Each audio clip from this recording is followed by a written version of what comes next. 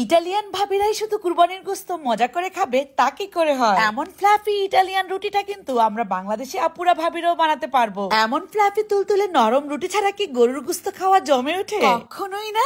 ভাইয়ারাও কিন্তু এমন রুটি বানিয়ে 5 কেজি গরুর গোশত এক বসায় খেতে পারবেন। এটা যদি গরুর নেহারির সাথে না খান তাহলে কিন্তু অনেক বড় মিস করে ফেলবেন। তুলতুলে নরম এই ফ্লাফি রুটিটা যদি আপুরা বানিয়ে না দেয় তাহলে ভাইয়ারাই বানিয়ে ফেলবেন পানির মতো সহজ রেসিপি। চলুন দেখে নেই ঝটপট। প্রথমে 2 কাপ পরিমাণ কুসুম গরম পানি নিয়ে নিচ্ছি একটা পাত্রে।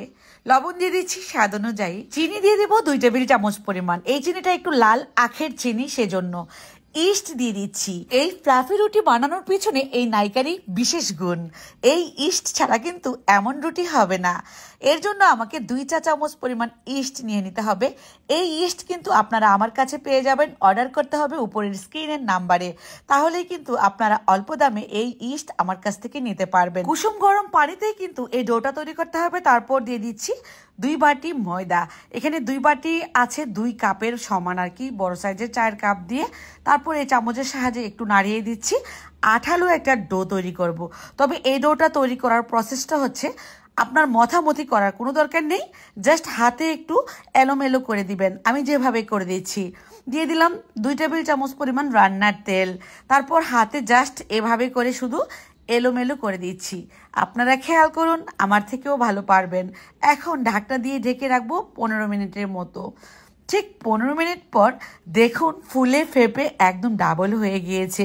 আবারও একটু এলোমেলো করে এবার আমি নিয়ে নিচ্ছি কুরবানির গরুর গোশত দিয়ে এই ফ্লাফি রুটিগুলো বানানোর জন্য। এই তো খেয়াল করুন, একটু শুকনা ময়দা দিয়ে তারপর এভাবে করে সমান করে এ থেকে লেচিগুলো বের করে নিচ্ছি। জাস্ট এভাবে করে চাপ দিবেন ঘুরিয়ে ঘুরিয়ে। সুন্দর লেচিগুলো সমানভাবে বের হতে থাকবে।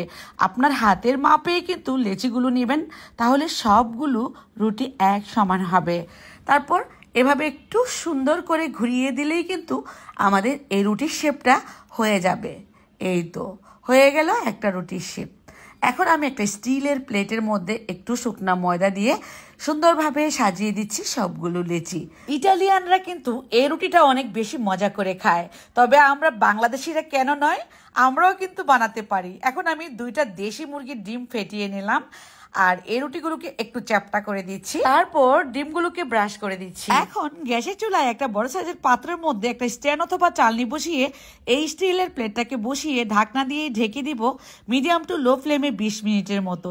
20 মিনিট পর ফুলে ফেপে আমাদের ইটালিয়ান ফ্লাফি রুটি একদমই পারফেক্টভাবে তৈরি হয়ে গেল।